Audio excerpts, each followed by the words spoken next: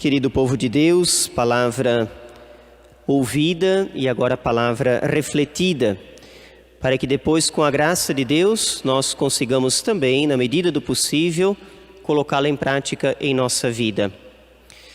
E neste final de semana, entre tantas outras coisas, a palavra, ela nos ajuda a entrar no pensamento de Deus, ela nos ajuda a entender qual que é a lógica do Senhor.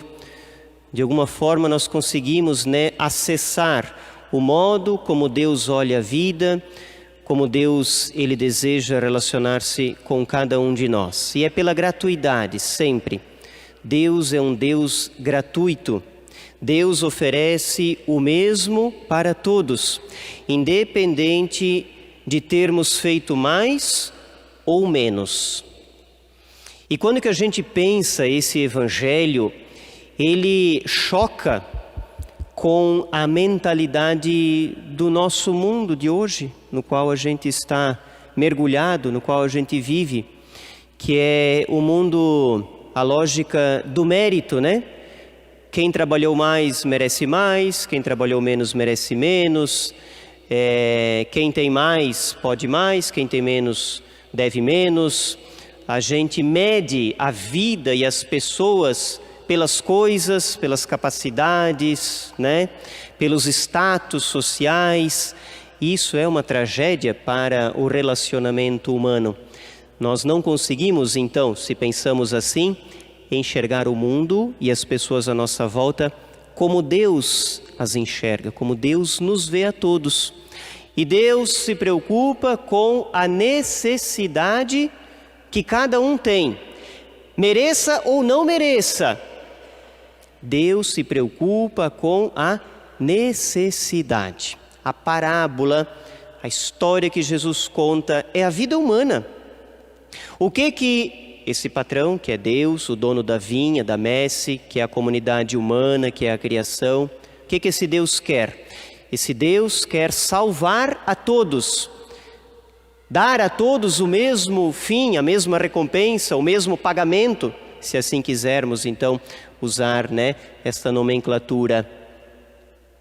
Independente do tempo em que a gente tenha entrado na vinha. Vamos então ver a vida humana. Há pessoas, por graça de Deus, por sorte, por realidade familiar, que desde criança, desde pequeno, aprende todas as coisas da fé.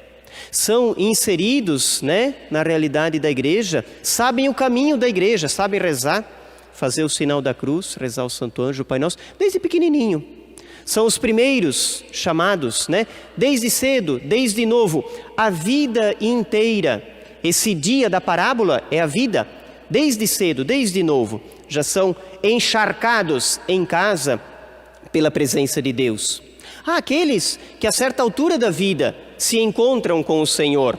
Faz um retiro, faz um encontro, Acontece alguma coisa na vida, vão buscar Deus, vão buscar o Padre, vão buscar uma luz, e ali se encontram e se agarram neste Deus, e a partir de então, iniciam a sua caminhada de fé.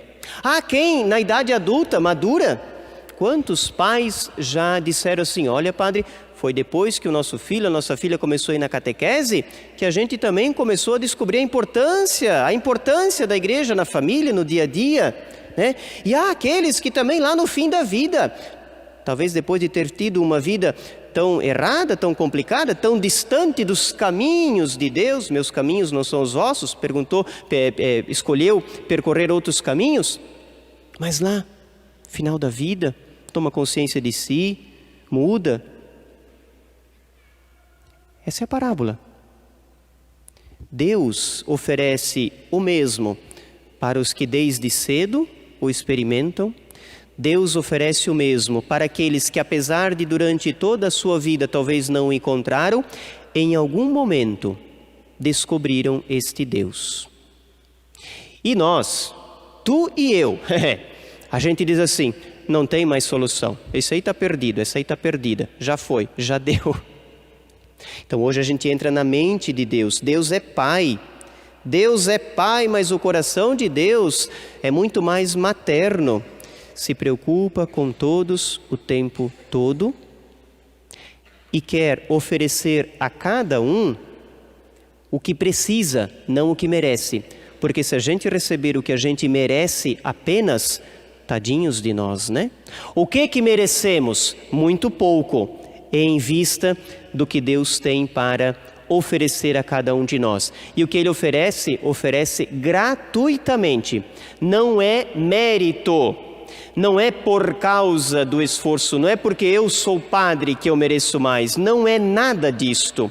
É porque Deus é bom que Ele oferece para os seus filhos aquilo que precisam.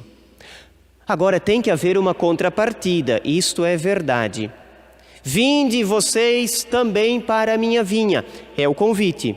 Então tem que dar o passo, tem que aceitar o convite.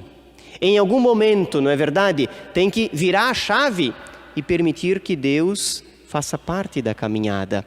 Os meus caminhos não são os vossos, muito distantes, diz a primeira leitura, o profeta Isaías. Os meus pensamentos, diz Deus, não são os vossos. Qual que é a questão aqui, que liga a primeira leitura e o Evangelho nesta vida que é a nossa? O que, aonde, em que circunstância, que situação da vida, tua e minha, ainda é preciso dar um passo. Tem coisas que ainda não estão, talvez, no caminho de Deus. Tem coisas que ainda estão no caminho do pecado, do erro, da mentira, da inveja. A palavra fala da inveja. Tu está invejoso porque eu estou sendo bom com quem eu quero. O que ainda falta, né?